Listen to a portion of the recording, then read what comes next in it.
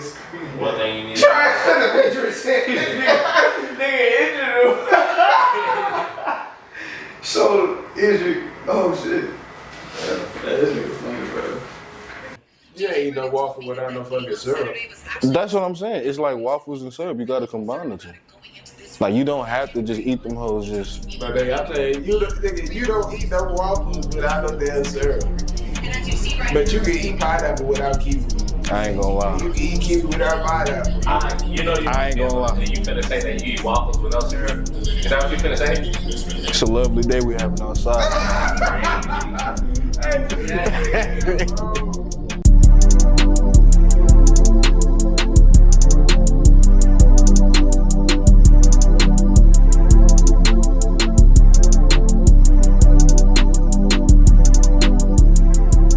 You gotta get down with the get down.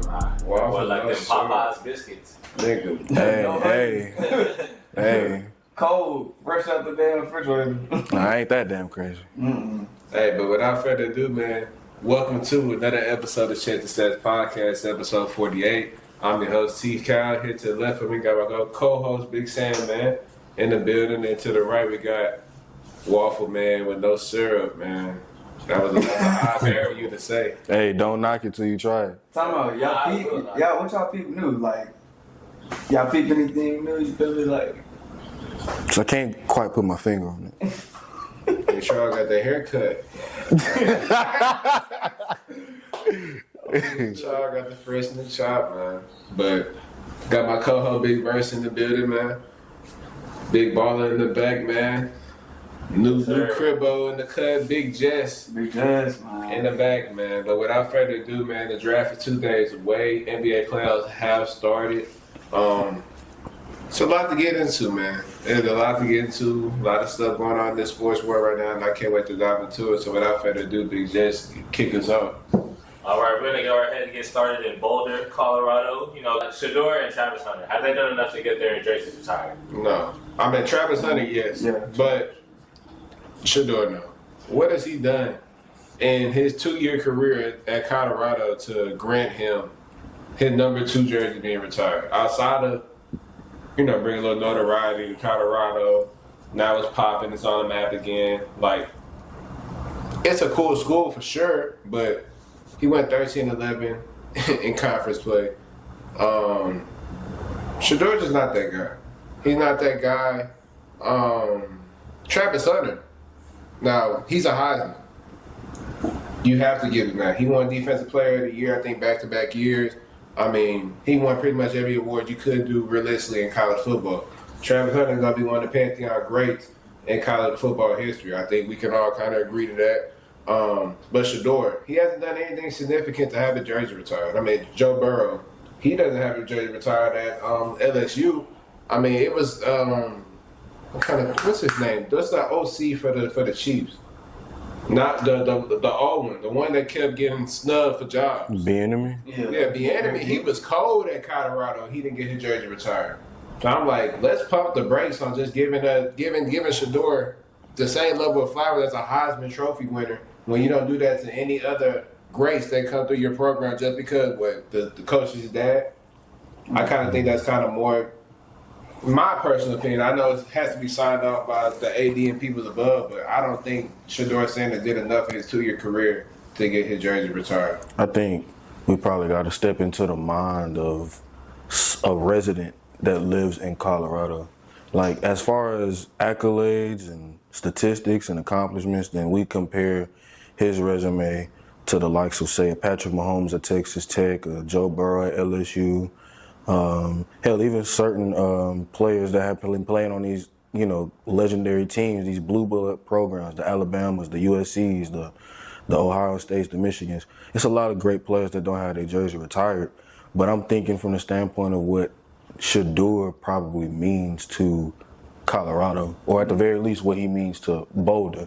Like, while I don't disagree with you in the grand scheme of things, I'm looking at it from the standpoint of, okay, this dude was a focal point in bringing a program from the literal bottom of the FBS and turning them into a respectable program once again. Like, well, I'm not gonna sit up here and act like he's the greatest thing since sliced bread because the greatest thing since sliced bread is who he's throwing to. But at the same time, I'm not gonna sit up here and act as if, being disrespectful by saying he doesn't deserve to have his jersey retired because of his impact that he's had in that community. Now, whatever that represents to the outside world looking in, then obviously it's gonna look bad.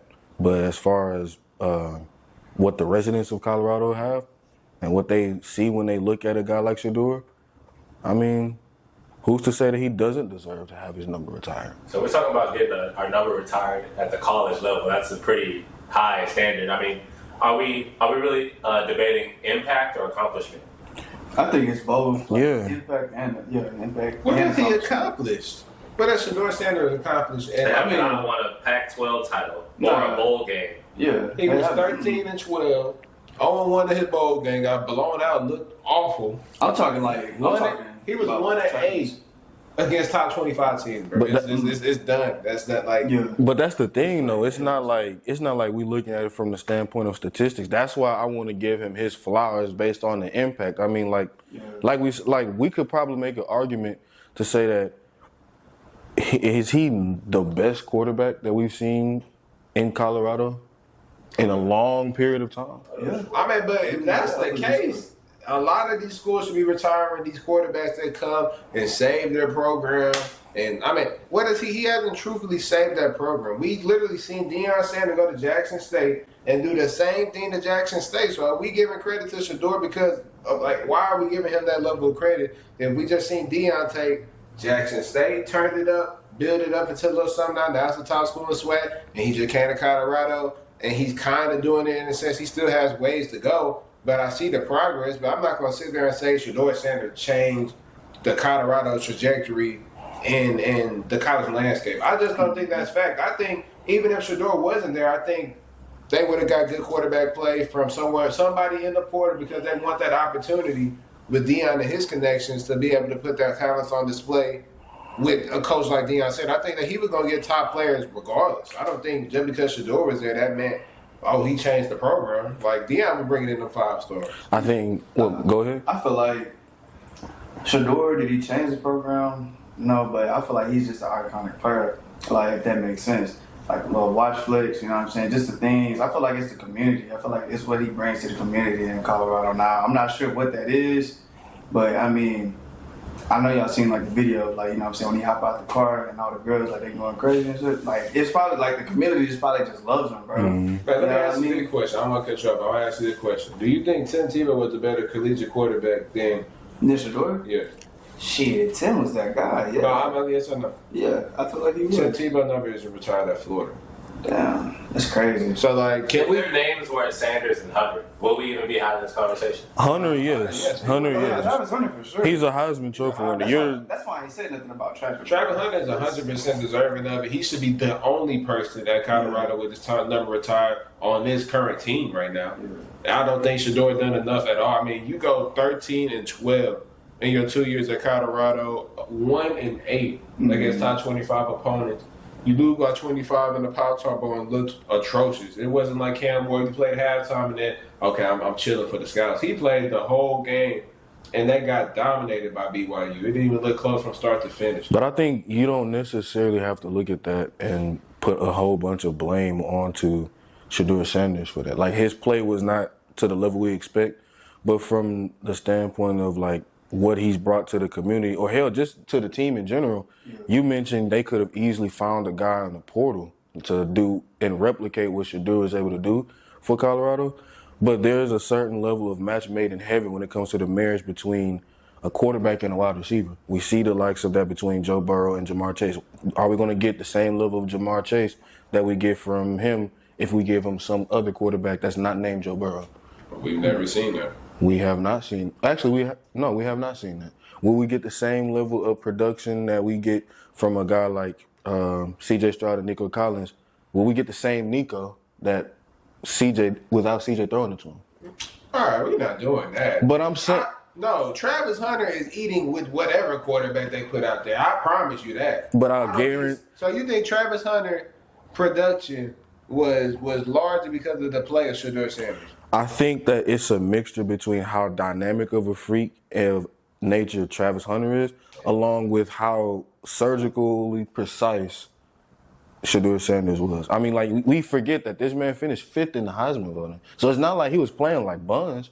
This dude had an amazing completion percentage, led the entire country that. And I think one of the awards he won was the best quarterback in the country when compared to all senior level quarterbacks that qualify for that. So it's not like he was like someone that was like, oh my God, I can't believe that he's just able to have his jersey retired because this, and this. Like, he has some level of stuff to his resume. He got a little bit of cachet to him. Yeah. Like, he got a little bit. Yeah, I'm not saying that he has, like, the most motion in the world, but I mean, like, if you told me that he got his jersey number retired, I'm not just going to sit up here and scoff and go, damn, I just don't see it. Like, I understand from Colorado's standpoint of how much, like I said, it's not just statistics. It's about how much he means to that community. Whatever that means is whatever that means. I mean, people in Houston look at Paul Wall and think he's a legend. Nobody know who Paul Wall is for the most part of the United States outside of people that live in the city of Houston. And he's a legend to us. Are we to sit up here and just criticize Colorado for thinking that highly of Shedeur Sanders to that same level and extent? 100%. Because at the end of the day, if you're a real deal collegiate program, you don't just let people in just because of your last name, just as the pity pack. They done had good players in the past, and they didn't let them in despite their play or whatever. They done had Heisman Trophy winners not in that Hall of Fame until about 20 years later. Like, it took somebody until they died for them to put him in the his number retired in Colorado Hall of Fame. Dang. So I'm like, at that point, I'm like, Shedeur Sanders did what for him to get his number retired immediately? Yeah. I don't see that no way, shape, or form. You Nah. can't tell me look guys like Andrew Luck, Christian McCaffrey. His jersey not retired? No, Matt Ryan isn't retired at Boston College. Joe Burrow isn't retired. It's arguably one of the best Heisman seasons of all time. He played one of the best he quarterbacked the best. I mean, he's the best collegiate quarterback. But what? He's probably the best quarterback to come through. Adrian Peterson. But my thing is, what does those players, those quarterbacks, Christian McCaffrey as a running back for Stanford, what do they mean to their respective colleges? Like, LSU is a factory of great talent. Boston College at one point was a collegiate, I don't want to say powerhouse, but they were a damn good school. That's what I'm saying. Stanford, we know what they represented with Andrew Luck and Christian McCaffrey and Bryce Love and all of those, talented players. I mean, hell, Richard Sherman, he came from there as well. But when you look at it from the standpoint of Colorado, they are dormant for a long period of time. They have maybe a couple of one-off years where they were competitive, and that's putting it lightly. They were 1-11 the year before they got Sheduer and Travis and Dion and all that stuff. Okay, wait. Before you go any further, what the hell were they this year? This year they were 9-3. But what were they? Okay, you just said there was 1 year that they was what? Dormant. No, and then you said another year they were what? That they were respectable. So what was this year? This year they were respectable. Why the hell does he deserve his number retired? That's my. If he done had a respectable season like they normally have once in every blue moon, what has he done so spectacular for him to get his number retired? If they have one of these seasons once What you in every can't blue say is that these two guys haven't made Colorado not only a relevant program, but They're like the image of Colorado. Like reputable program. That's what I'm saying. The amount of money that they bring in from that program just from their name alone, whether you credit to their pops or not, is insane. Their legacy is up there. Then you gotta think about it too, like Because they're gonna be the guys that pretty much brought back Colorado. Exactly. I'm not disagreeing with you. I feel like it should only be Travis for sure. But statistically, I agree with you. Yeah. Impact wise, I could understand why, because Colorado is not the Oregons, they're not in those ranks of the Michigans, the Ohio States, the Alabamas, where they get a surplus of talent and so much talent that unless you're just one of the greatest players of all time, you're never going to have your jersey retired. You might not even have your name recognized in the School Hall of Fame, whatever the case may be. But for Colorado, they've been such a bad program for such a long period of time. It's like, well, damn, this is the most success we've had in a long time. We might as well credit it to some of the most impactful names that played on this team. Travis Hunter for sure. We might as well give it to Shedeur Sanders as well. So if we bring in a quarterback next year and he makes it to the college football playoff, not natty or nothing, but they take him to the college football playoff, they deserve to read their number retired as well. That's for Colorado to decide.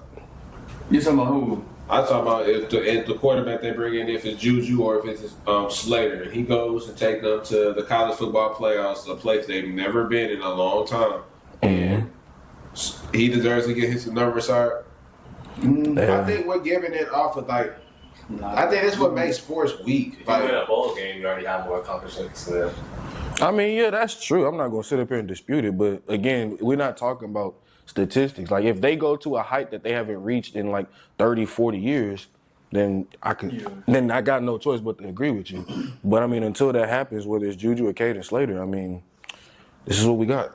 We just can't do the pity patty though. Like, I feel like that's weak. Like, you can't like. If that's the case, I guarantee it's a lot of guys that go to certain places and turn it up.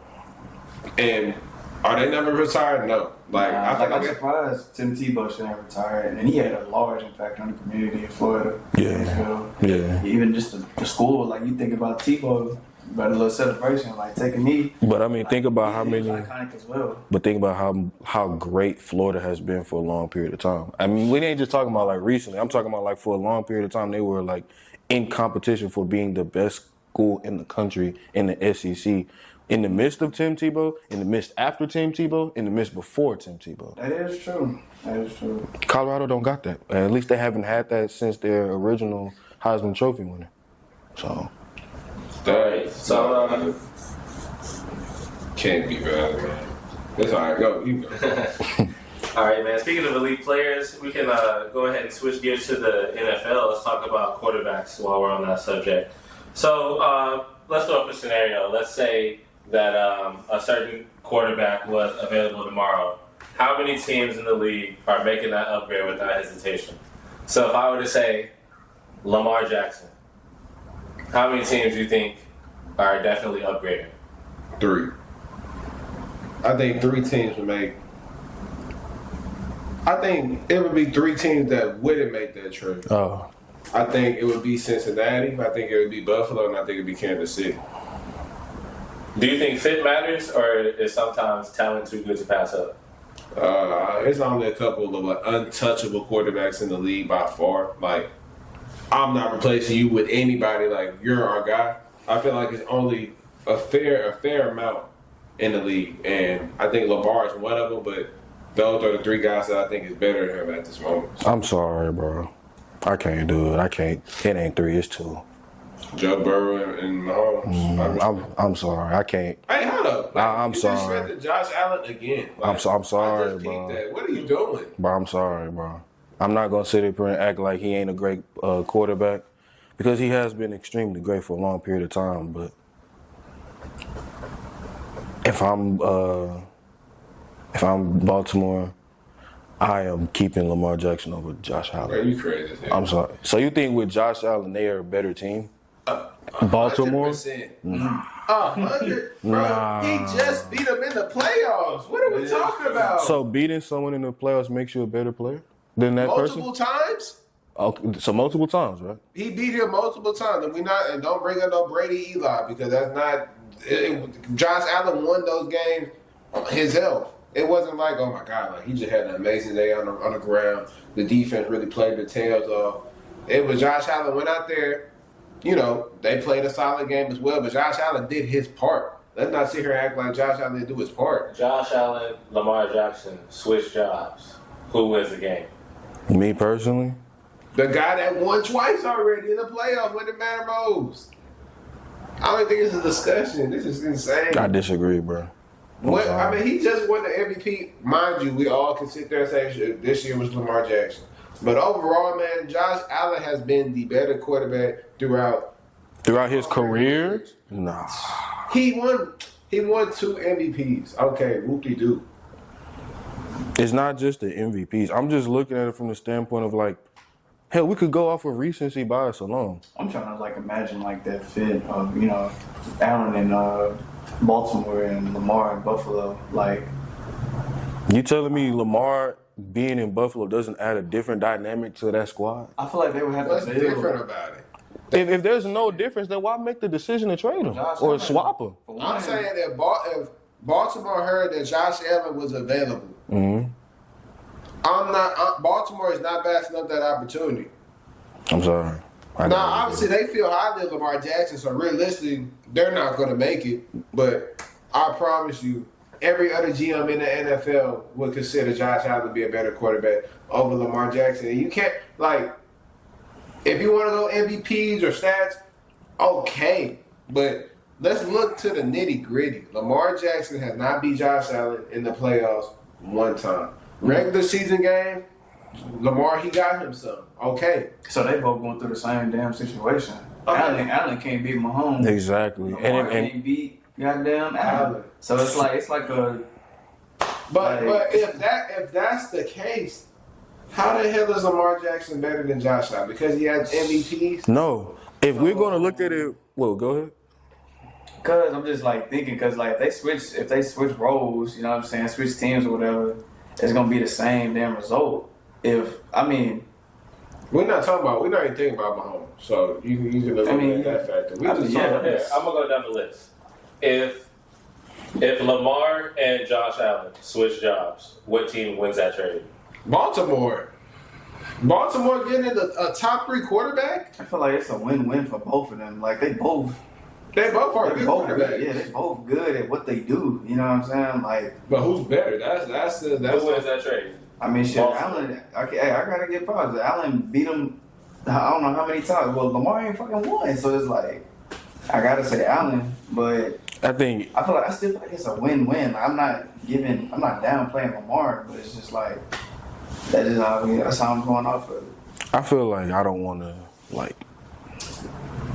to just make it seem as if like I'm over here being petty or anything like that, because I promise you I'm not. But at the same time, it's like I kind of agree with you. Like it would be as even as possible in a sense because of how dynamic those athletes are in their own right. Right, because both of them can. Okay, Josh Allen is a better passer than Lamar for sure, but like they both can throw the rock, they both can run on the ground. You know what I'm saying? They both can make like those clutch throws in, I guess, like a difficult situation. Like they can take you down the field when it's that time, when it's crunch time. You know what I'm saying? Now that's up to the players, the guys that they're throwing to make the play. But we seen what happened when when it was time for the nitty gritty for both guys against what they season on the line. And one guy did what he had to do, drove down the field, almost over 70-yard drive, had to get the maximum amount of points. And for the pass being dropped by Mark Andrews, it was in his hands in the breadbasket. We seen what Josh Allen did with closer to the field to get to tying the game, at the very least tying it up, and he couldn't even get 2 first downs. I mean, I'm just calling it how it is. You said Josh Allen, right? Yeah. So you're the Bills GM. You're chilling in your office. All of a sudden, the phone rings. You pick up the phone. Oh shit! It's Cincinnati. We're trying to give you Joe Burrow for Josh Allen. What are you doing? oh shit, That's a steal. that's low key. Joe Burrow's the second best quarterback in the league. I don't think this is a debate. Like, I don't think you don't even have to think about that twice. If you hear Charles that, thinking long and hard.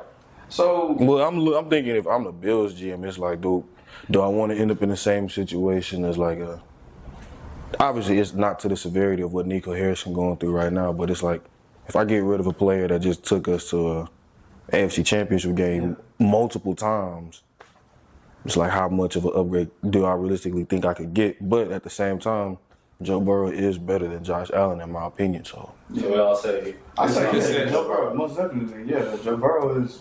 I thought he's way better than Josh Allen. if you just give him a defense, Yeah. Would you trade Deshaun Watson for Bo Nix? Hell no. hell no, God no. Bo Nix got that shit. Hell no. Deshaun gonna ruin that whole program, bro. 2019, hey. Okay, yeah, when he was with the Texans, most definitely. But like now, Deshaun lost like more than a step. Like he is not the same, bro. Bo Nix or Anthony Richardson?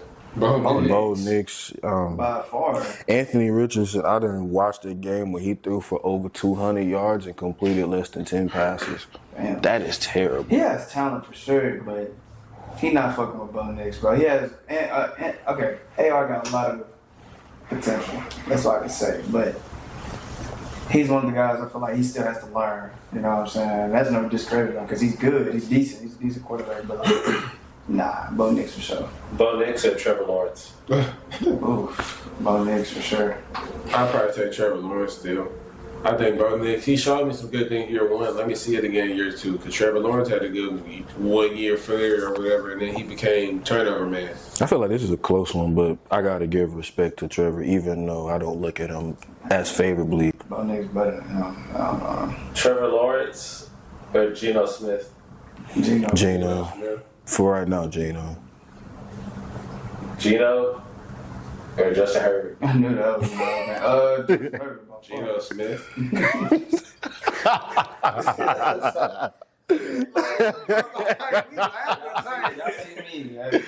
I'm sorry. Wait. Let's. I can't say that about Geno. I don't know what all he has really just. I mean, let's be fair. Both have been to the playoffs. Well, one has been to the playoffs twice. Both have never won a playoff game. Yeah, Sure. so it's like.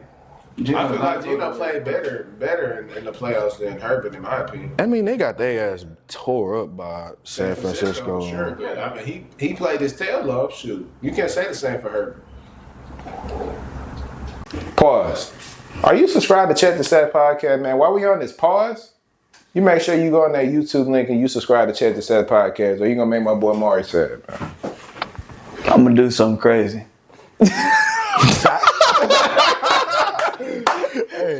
All right, up next we're going to do Would You Rather NFL quarterback edition. So, would you rather have Lamar Jackson or Josh Allen? Josh Allen. Give me number 8, man. Josh Allen or Joe Burrow? Joe Burrow. Joe Burrow for sure. Joe Shiesty. Lamar Jackson or Patrick Mahomes? Patrick Mahomes. Oh shit. Nah, you can't ooh shit that one, bro. That's You can't ooh shit that one, bro. I ain't Patrick Mahomes is gonna be Patrick. Come on. you can't ooh shit that one. It's Pat, bro. The first people we name can't even beat him. So it's like Josh Allen or CJ? Josh Allen. my Texans guys. Yeah. Josh. Give me Josh. Yeah.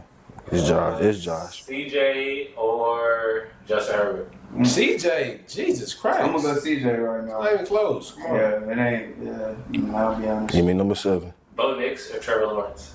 Bo Nix. Trevor. For now, Trevor. Nah, T-Law ain't fucking with him. Mm-mm. You know, what's your reason?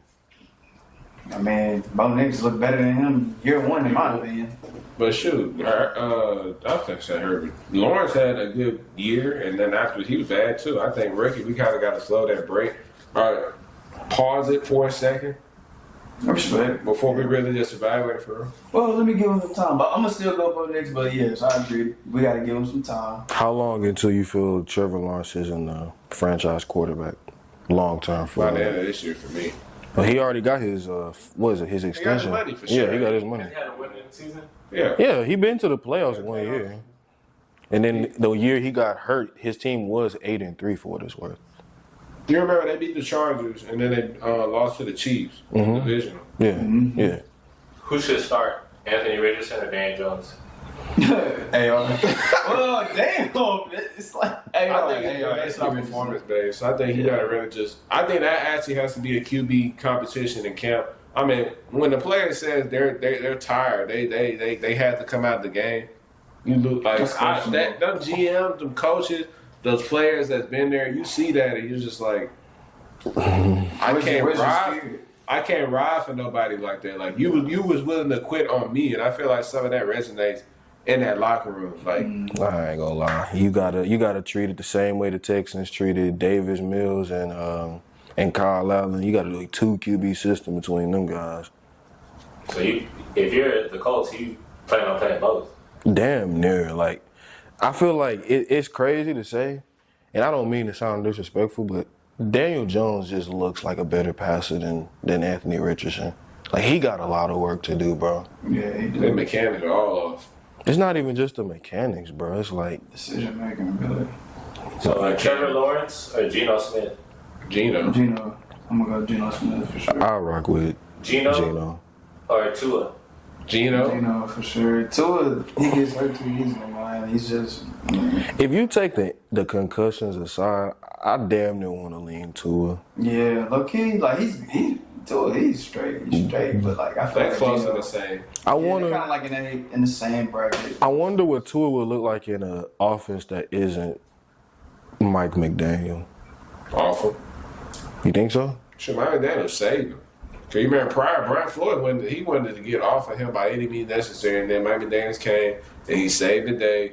And all the flash and the deep pat, like shoot, he was the yard leader one year. Like Tua, Yeah, he was That's like 22. he was a Pro Bowler. Yeah. Wasn't he damn near All Pro at one point too? Nah. let's not talk crazy. That's top 2 quarterbacks in the league. It's not we don't give it to the yards leaders. Hey, Tua or Drake May? Drake May, I like Drake May way better. I think right now you could realistically say Tua because of what he's done in the league, which is little to nothing. But I mean, I think Drake May is by far the better quarterback. He's going to be the better quarterback, and next year he's going to show it. I feel like, yeah, I agree with him. I feel like eventually Drake May will be way better than Tua for sure. I feel like he has the talent. It's there. You know what I'm saying? I feel like they just have to build around him. You know what I'm saying? He did okay for what he had and being behind Jacoby Brissett and everything. So I think he'd be a better Herbert. I think Drake may be better than Tua, but I just don't know that. He's I don't know. Drake May or Justin Fields? Hey, bro. Like, bro. Like, that's a realistic, count. you said Justin Fields and who? Justin Fields and Drake May. Drake May. I'll take Drake May, but Fields, if he improves his passing, he might light the NFL on fire. I'm not gonna lie. Man, how long have you been waiting for that? It's only been a few years. It took a while for Sam Darnold to get to where he was. Man, we seen him last year with opportunity in Pittsburgh. They chose Russell Wilson, where everybody knows what was going to happen. Which is crazy because Justin Fields was winning games. That's what I'm saying. Shoot, Russell Wilson won games. It don't matter. Shoot. I actually thought he was back. That shit crazy. Steelers country. I say yeah. That's right. So, Drake May, by the way. Yeah. Hey, this is a job. Russell Wilson or the draft? Hey, the goddamn draft, man. You got Russell Wilson. Who would you take? Like Who's in the draft that's already better than a future Hall of Famer? Cam Ward. It's already better than but a future Hall of realistic, like we already know Cam gonna be gone. We know probably Sheduer gonna be I gone. don't think anybody else. Maybe Tyler Shook. Depends on how he I think he's the most NFL-rated quarterback. So I think Tyler Shook and Cam is better than. The question is, can they fucking build around him, the Steelers, because they're more of like a defensive. They haven't had a good QB since Big Ben, literally. the post Big Ben era has been spooky at the quarterback position. Michael Penix or Kyler Murray? Oh, Penix ain't really. Penix hasn't done like he looks good. Don't get me wrong, but it's like 2 games ain't enough. yeah, I gotta he go ain't really Kyler. done much. You know what I'm saying? So I gotta go Kyler Murray. Yeah, as of right now. Kyler Murray, Bryce Young. Kyler Murray. Bryce Young for sure. So You think Bryce? I think Bryce Young better than Kyler. I'm not Look, mad at it. Bryce, I'm glad he got his shit together. Like I'm not mad at it, but if you project it, I could see it. But for right now, I gotta see Bryce get to the heights that Kyler got. What would they Kyler get? Playoff appearance. At one point in time, 10-1. And he said he shitted down his leg and.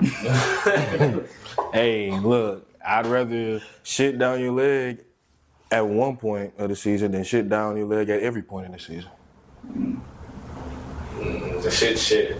Hey, how much more shit is here compared to here? Snake polish shit or a little polish? Exactly, that's what I'm saying, bro. same amount of stink. Don't matter. Kyler Murray, Caleb Williams. Caleb. Caleb, I guess Caleb. I guess. Oh my God, Anthony Davis just dunked on Jackson Hayes. Caleb Williams, Dak Prescott. Dak's a better quarterback as of now, but I mean, Williams going to be better than Dak by the end of this year. Yeah, I feel like possibly he can be better than them for sure. I can't hate. I gotta give it to Dak. I'll go with Dak. That's right now. Dak Prescott, Jared Goff. Jared Goff. Jared Goff. Jared. Dak Prescott, Jordan Love. I say Dak. I gotta go Dak. Dak. Oh, I know that playoff game. I know that playoff game. Lord slapped the shit out of Dak in the playoffs. That's what I know that playoff game. That BTA treatment was nothing nice. It was not sugar and spice, but Shout out to Fire Coach, bro. I gotta Jared go. Goff, Matthew Stafford. Right, to Stafford. Jesus. Goff done earned a lot of respect What? for his level of play.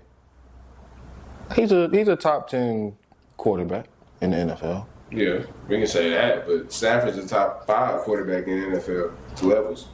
Even if he's not a top 5, Stafford is still better than Goff. So I gotta give it to Matthew. Matthew Stafford, Jalen Hurts. Stafford. I'll take Stafford for sure. Love Hurts. Hurts is better than Stafford. Nah, he not. But at a certain point in time, if Jalen keeps doing what he's doing, We're gonna have to have them drugs, fine. we gonna have to eventually. Like it's only so many times you could, do what people tell you can't do before they give you the level of respect that you feel you deserve. Sam Darnold, Brock Purdy. Brock Purdy. Brock. Credit, cause they damn near same guy. Nah. Thanks, like, Both. Well, I can see the similarities. Both got amazing level talent around them. Both got incredible defenses to bank on. But Brock, he took his team to the promised land, and he left the field of the Super Bowl with the lead. what was Sam Darnold drafted as? What pick? He had to be top 10. Bro, Brock Purdy was Mr. Irrelevant, bro. That's what I'm saying. Give me Brock. Like, Yeah. come on, Shit, I man. don't mean nothing. Shit, yeah, dude. Brock Purdy. Purdy better than him. Brock Purdy, Baker Mayfield. Baker. Mayfield. Baker. Baker Mayfield, Jaden Daniels. Jay Daniels. Jordan. And I think that. Well, hold on. Hold up. Wait a minute. I had to think about that, but I got to give it to Because, Jaden. nigga, this is his first year, so we got to see what he do year 2. His first year, you get to these heights, bro. Nah. That is true, though. Yeah. Baker ain't got to these heights. How did he do his first year in the NFL? I can't remember. He took the job from Tyrod Taylor, and He was they straight. finished the year, I think, like just south of 500. And the year after, I think they went to the playoffs. I'm glad he turned his career around. He was getting a lot of hate at one point. Nah, he never, in my opinion, he never really was a bad quarterback. I just think he reminds me of Jimmy Butler. He get the most out of his body and his talent. So it's like he thug it out with what he got. All right, so draft day is coming up this Thursday. This class is full of talent, question marks, and chaos. Is there anybody that we think? Are there any teams that we think will regret passing somebody up? Like, name a player? Like, do you think any teams will regret not picking up Shedeur Sanders? No. You just don't believe in him at all. That's That's crazy. But it's only a few teams that need quarterbacks in the draft, really. The Browns, the Giants, the Steelers. Outside of them, who realistically needs a quarterback at this moment? So it's like The Saints. I can't even say the Titans. Did you say the Titans already? Titans getting Cowboys. Yeah, that's what I was like. no. But I'm thinking like, Is there any team that's gonna look back and be like, "Dang, like we had the opportunity to draft him, but that happens all the time though. Like the Bears had the chance to draft Patrick Mahomes. They had the chance to draft Patrick Mahomes, and they took Mitch Trubisky. True. You know what I'm saying? The Bills had the chance to draft Xavier Worthy. They took Keon Coleman. We'll see how that plays out, but I mean. Oh well, of course Xavier was that year, but like he. Yeah. That's what I say. We got to see how that plays out. Yeah, bad this year. But what quarterback do you think is gonna be a bust? define bust in this draft class? Like unplayable, like drafted way too high for his standards? I'm like, the only person realistically can do that is, I think, Ward, because I think after that, everybody else is kind of like listed as, we predict you're not going to be too good for real. Like Sheduer, like he has no special trait. So it's like, if he's not, great or even good, it's like people have a second round grades on him in a sense. Like some teams have second round grades on him, some people don't want to touch him at all. So I think if he was that level of talent, he would be top 5 consensus just off of the need of the position. So the fact that it's realistically looking like he can slip all the way to 21 just kind of shows you that teams don't value him as normal quarterbacks are getting value. I have a question. So, like, what is the problem, like, with Sheduer? Like, why is everybody, like... That's what I'm trying to figure out. So much dirt on this man, like... You know how certain times we get to the point in the draft, like look at the year that, a few years ago, at one point in time, Bryce Young was the betting favorite to be the number 1 pick. Then it was CJ. Then it was Anthony Richardson after the combine. And then all of a sudden, randomly, it was Will Levis. You know what I'm saying? Like, what is the purpose of all this commotion just for what we expect to happen on draft day? And for whatever the answer to that question may be, how does that affect Shedeur Sanders? Because what is the cause of this slide? No. If you just take away his name, you take away his association with his pops, and you look at the tape, you look at the film, I already know you have what you feel are legitimate, concerns. But to the media, to everybody else, the NFL scouts, the executives, what is their issue with him? I think it's more personality. I think they don't like his... Like his bravado or something? Yeah, in a sense. And like, I mean, his pops was cocky. I mean, Dion was cocky, but it was like confident in the sense. Like, is Cam Ward not cocky though? Yeah, I guess you did say NFL officer. I don't care as long as you can play. That's what I'm saying. I think it's like what Bronny's dealing with. Like, your dad is such a high level superstar. The brights are just so bright for you that they're just expecting him to live up to those standards. But we've seen that for people shitting on the fact that he's a second round player, he's proven he could play in the NBA.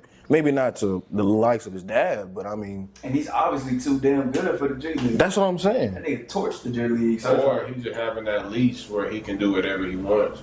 So you don't think he could do something similar on another team, say like Charlotte or Washington? But first off, we're not expecting Bronny to just be like a star. I understand who his pops is, you know what I'm saying? But he said it himself that he sees himself as I can't remember what player comp he said. Davion Mitchell, Derek White.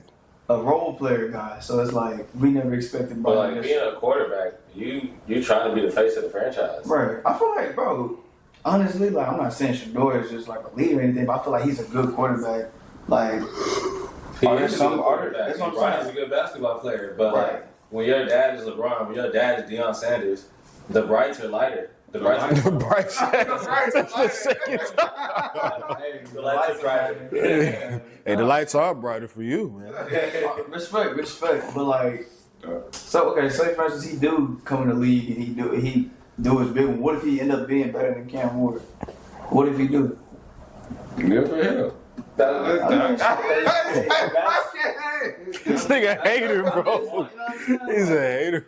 I don't know. I feel I know, I guess the character concerns are an issue or whatever because he confident, you know what I'm saying? But we look at Dion, this nigga ran a 40, he ran the 40 and left. But that's a different level. Dion was he was a once in a generation athlete. I don't think we're looking at Sheduer as a once in a generational athlete, but if you're a QB needy team, why would you pass on the second best available option when you know that second best available option is damn near better than what you currently have in office right now? And my answer to that is because certain investments aren't worth the risk. So in a sense, if you're a QB needy team, you can realistically trade up into the next draft if you like prospects better And because we all know Trevor Lawrence, it was everybody, the moment he got to college, it was, oh my gosh, like, who's going to be number one to get Trevor Lawrence? Has that paid off for Jacksonville? Shoot. Yes, because they was piss poor. Like, they outside of them 1 year with Blake Bortles, they were awful. They were the bottom of the AFC South every single year until they got him. And then he's bringing them close enough. Like, they went from awful to mid. yeah, so in a sense, they got a new life, a new belief. Like, okay, we got a legitimate, somewhat like he can be the guy. He's shown in that past he can be the guy. I don't know. I disagree with you. And the reason I say that is because, like, we could forget the comparisons of what Blake Bortles getting to the AFC Championship game versus Trevor Lawrence getting a playoff win in the wild card round. We could forget those comparisons. Let's just look at it from the standpoint of, like, Trevor Lawrence's best season is 9 wins. Like, the AFC South is one of the worst divisions in football. Like, we're Texans fans and we know that. You're going up against the likes of the Titans, where it's, for a long point of time, it was Henry or bust. You're going up against the likes of the Indianapolis Colts, who haven't been able to do God knows what at the quarterback position since Andrew Luck. And you're going against the likes of the Texans, where up until C.J. Stroud, we were on Schitt's Creek. Like, this is Jacksonville. I'm not saying they're a great organization, but, like, when you're the face of a franchise, you're expected to take them to super duper heights. You said they went from ass to mid. If I'm drafting number 1, if I draft Cooper Flag in the NBA right now, I'm not expecting him to take me from ass to mid. I'm expecting him to take me from ass to showing my ass in the championship game or taking me to new heights for real. But doesn't that mean that the organization don't believe that Shedeur Sanders can take them to those level heights? That's why they do not want to take them. Like, I think that you kind of talking my point into what you're saying. But I think whoever takes Sheduer, man, I feel like he's gonna do pretty solid for him. But I think to disagree with you, you said they might invest into the next upcoming draft. Mm-hmm. It's crazy because he gonna fuck around and slip to the Steelers and they gonna get him because Mike Tomlin fuck with him. But I'm just looking at it from the standpoint, like, if you invest that much into next year's draft, just because it's a smart investment on your end doesn't necessarily make it a great investment in the long run. We've seen people double down on what the future can hold and pass up blessings that they see in the present. And now that opportunity done passed them up because now it's in the past. You got to take advantage of what you got. You can't bank on the fact that things are going a certain way and you expect them to be better in the future. Sometimes the opportunity to take advantage of your situation is right here, right now. So with that in mind, what's a team that cannot afford to miss their pick this year? That can't miss their pick. They have to make the correct decision in the draft, otherwise it's gonna harm their team. Giants. I think Brian Daboll is their GM is on the hot seat. They had an exception because obviously the QB play, Dan Jones, I don't think was Brian Daboll's choice, of course. But you know, NFL coaching life is extremely short. Mm-hmm. They want you going, they can get you out like that, and a new white guy in there to do your job. So I feel like New York is probably, they have to make, I think, in a sense, both ways they're really fucked because if they're bad but the player they bring in is good, they're not going to be able to grow and develop with the player because they've been bad for so long. It's like, all right, like we had enough of this. We need to try to get a new face, new charisma, new personnel in the building, so they're going to get rid of him. So I feel like the Giants, hey, it's now or never. So you have to, or your pick has to be an impact player day one. Has to make a difference, has to produce some wins. Not just jersey sales. I think I'm going to go throw a curveball. I'll say the Raiders. When you get a head coach that is this damn old, like your window for what you can do in that short time period is kind of like small. What does the coach's age have to do with winning? He's in his 70s. Like how long do you think he'll coach to start the growing process? Okay, well, we see what... Sure, he could damn near finna die, a coach. Like that's what I'm saying. He ain't coached all year. So it's like, rest up and prayers to Greg Popovich for sure. But at the same time, it's like, when you're that up there in age, there's only so much that you are expected to do in that certain time frame. Those picks that you make in your window as a coach have to matter, and they have to be impactful and meaningful. If you're going to get the most that you can out of this Geno Smith-led quarterback team for Las Vegas, for this young team that's looking to get out of the dumps of the AFC West, you got to make those picks count, whether that's Ashton Jennings in the running game, whether that's bolstering up the offense in some other way, or adding more fuel to the fire on the defensive side of the ball. They have to make it count, because if you're expecting to be competitive, it's got to start somewhere. It might as well be now. I'm trying to think what team. I guess you could say. What's the team I guess- that's really dependent on the draft? Well, every I can team. say the Patriots. For sure. Yeah. The Patriots. Offense. Yes, I say receiver. I say receiver. I feel like they need help at receiver. The guys that they drafted previously, they didn't really do much. Now, I was watching like Steve Smith little podcast earlier and everything like that. He was like rating like Jalen Polk here, and he felt like it was like the coaching. Part of it was him, and part of it was like the coaching, like the OC and everything like that. But anyway, that's beside the point. You didn't really have like a lot of like substantial play, I guess. You didn't really have too much of a good play from the receivers, other than like what's his name, Boutte, whatever, the same thing. I don't know, but yes, I feel like, you know what I'm saying, they should draft the receiver. And I feel like that would help them like a bit, but it just depends, like what receiver, like who will fit this system, I guess. So I'd say the Browns.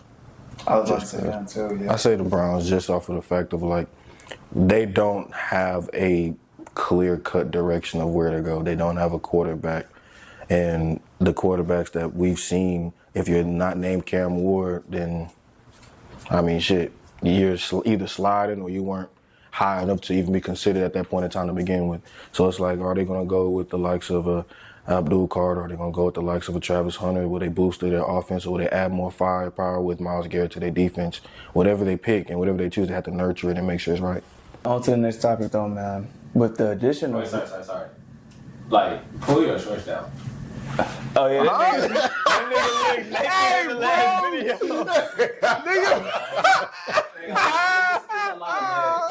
Like, nigga in the last video.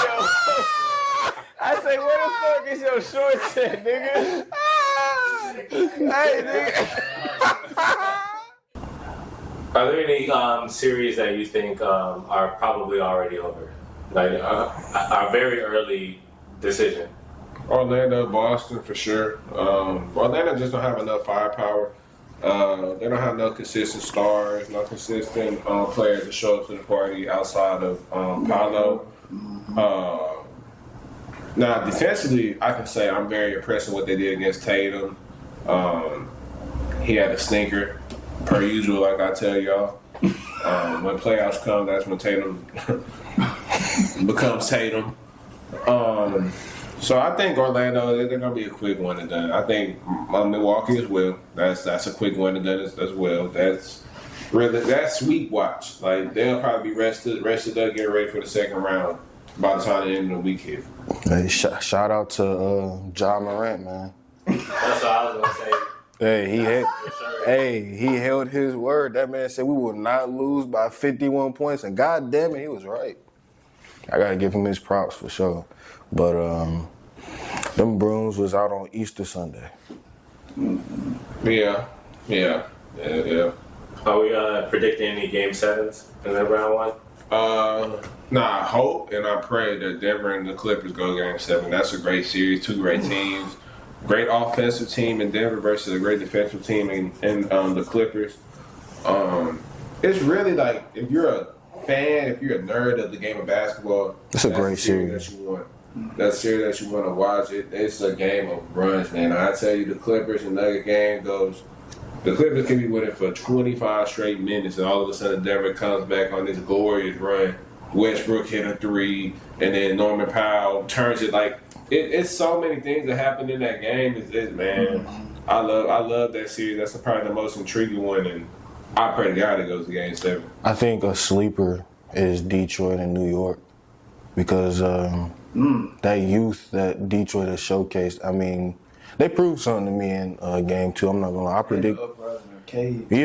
predicted that New York would win the series outright, but hey, Detroit basketball. Now if you win the rest of your home games, you go on to the next round. Shout out to them Pistons for shit show. Ask the question. Intriguing series. Like an intriguing That series. can go game 7. Like right now. Yeah. Yeah. Any series that you see can go game 7. I could really just say like the Clippers. The Clippers and Nuggets.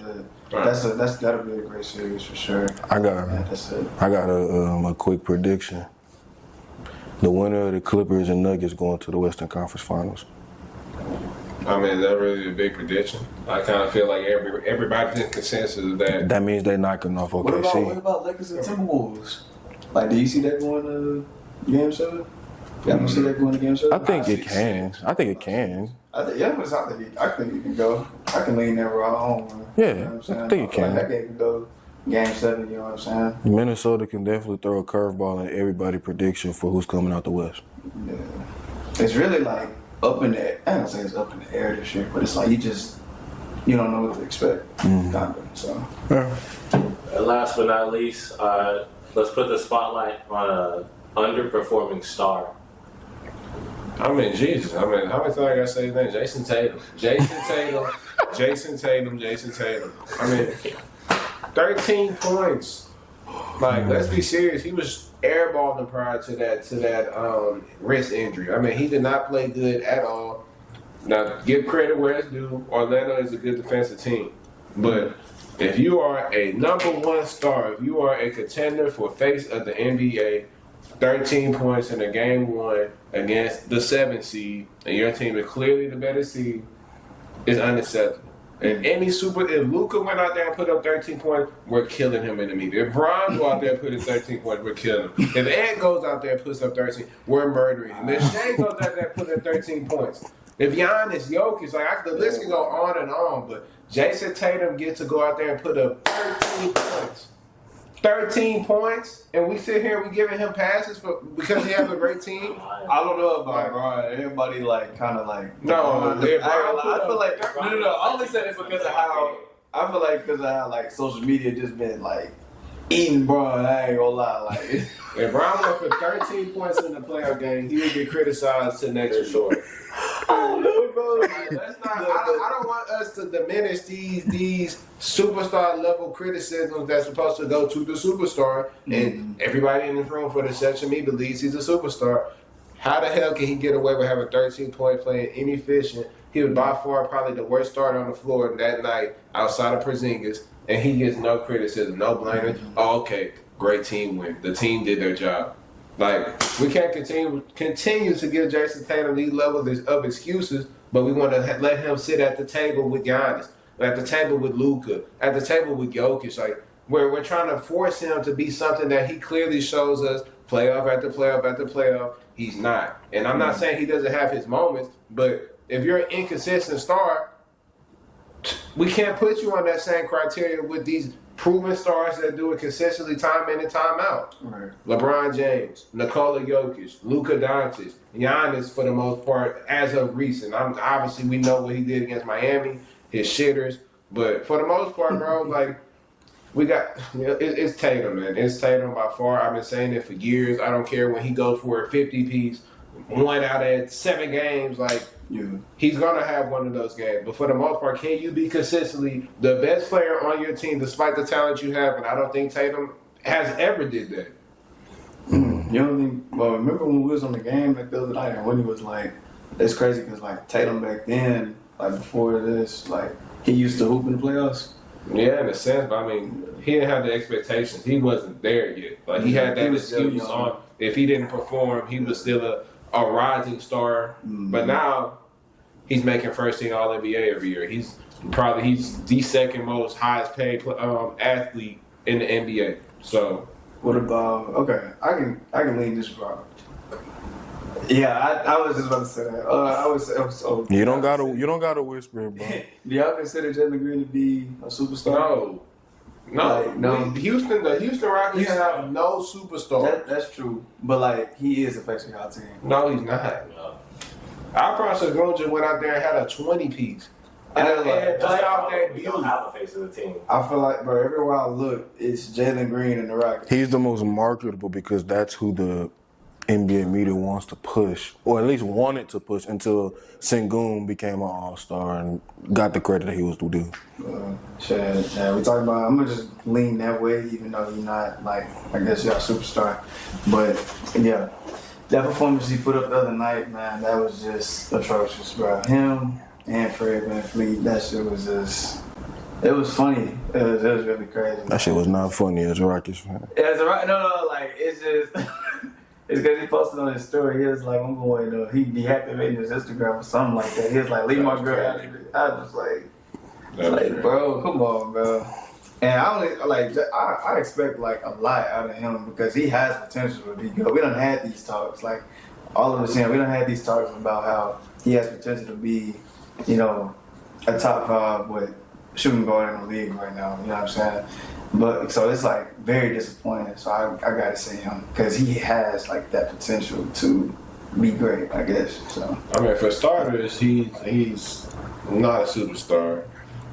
Secondly, I don't think anybody really had high expectations for him. Or I didn't have high expectations for him coming into the playoffs because I've seen him in those pressure-packed moments for the most part of his career not show up to put up games like this. I said this years prior when I'm seeing him rock out with Kevin Porter Jr. I said both of those guys are like elite level 6 men, like they're elite level off the bench bucket getters. But as far as like face of franchise, as far as like you're my second option, leave me there, I don't see that in them. They're too inconsistent. Their shot selection is too erratic. I mean, the IQ. I mean, when I watch Jalen Green play, I wanted to rip my braids out. I was so furious with watching him just go to the basket and put up awful shot after awful shot, indecisiveness and like his decision. It just kind of looked like a deer in headlights. Obviously, it was his first playoff start, but Jalen Green's been that like for the majority of the season, he shot 43% from the field. Like this guy is a very inefficient player. So he's not a superstar. What he's done in the previous playoff game against Golden State is not just unexpected. Like we've seen him put up shitters. Like it's a normal occasion for a Rockets fan to go watch Jalen Green go put up a shitter against a good team. So I would say Green. This was very much expected from Jalen Green. I'd say on my end, disappointed. If it wasn't for tonight, hell, even still with tonight's performance, I gotta say Jaren Jackson Jr., bro. What the hell was that on Easter Sunday? I mean, that was probably one of the biggest shitters I done seen in a minute. Granted, the whole team didn't play well, and the only person that showed up to the party realistically that seemed like he gave a damn was John. Even he wasn't his normal self, but like on the offensive side of the ball, you settled so much and you weren't able to hit a pool if you was on the beach. You know what I'm saying? You wasn't able to hit water if you was on the ocean. Then on the defensive side of the ball, you're getting torched by the likes of like, say, Chet Holmgren. Like you're 6'10" and you're not able to get the rebounds that you expected as a big man. It's like, well, at a certain point in time, what level of value are you providing? I mean, hell, tonight you had 26 and 6, and even that shit wasn't even enough to keep it from being damn near a 20-point game. Like, Ja has been Ja for a majority of this series up to this point in the recording, and we need Jaren Jackson Jr. to be Jaren Jackson Jr. if there is a semblance of hope for Memphis to showcase their ability to potentially come back or at the very least make this a watchable series. Like, people talking about getting the brooms up because of the fact that they were down by over 50 points in the third quarter, and the lead increased by the end of the game. And you're a big part of that. So it's like, you got to do better, bro. I expect more from you.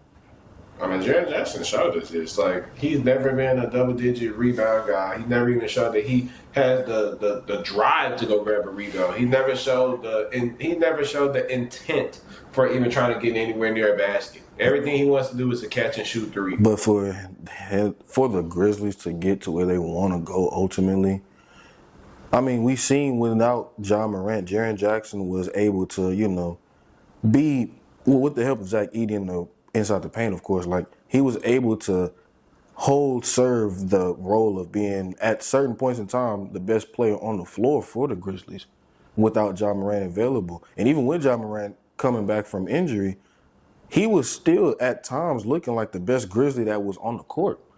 But here, if that's going to be the case, or if you're going to be a competent number two, you have to be better on a more consistent level, and you have to be better in ways that is going to be impactful for your team, because obviously it's not cutting it right now. And to say he defensive player of the year, I mean, Jesus Christ, Chet going on back-to-back games. I mean, Hardenstein, man, it's he ain't crazy. stopping shit out there. And they talking about giving him a $300 million contract. Man. It's crazy. Yeah, that's just gonna be a belt-ass series. I'm gonna go ahead and call it quits for them. So I said Tatum, Charles said Jaren Jackson, Omari said Jalen Green. And with that being said, man, that is a wrap for episode 48 of Check the Stats podcast, man. If you made it to the end of the episode, make sure you like, comment, subscribe, follow us on all our personal handles, man. We just continuously growing, getting better. You see, we in a new atmosphere right now, man. It's only getting up from here. Mara, I'm scared for you on Thursday, bro. That draft coming up, they ain't getting up receiver. Big Verse. Without further ado, man, you got any last words for the fam before we get out of here? The man took the words that I was thinking. CDS is up, and you see with the location. You see we out here doing big things. And the big things we doing, you see it right here, right now. It's nothing but truth. It's nothing but facts. So you know what to do. If you need them facts, check the motherfucking stats, nigga. oh shit. Damn. Boo! Go. Shut your little ass off me. Once he called me on shit, just like bullshit just started happening. It's like everybody else in here that was gonna drop. Bro, I'm telling you, that nigga just. I don't know, like I don't get it. You be whispering to the controller or something. I bet if I play all y'all niggas in UFC, that's an ass whooping to look. Hey, what's up with you? No, I still want you in the What's that? Oh, you damn so don't want that. You so please don't make me download that again.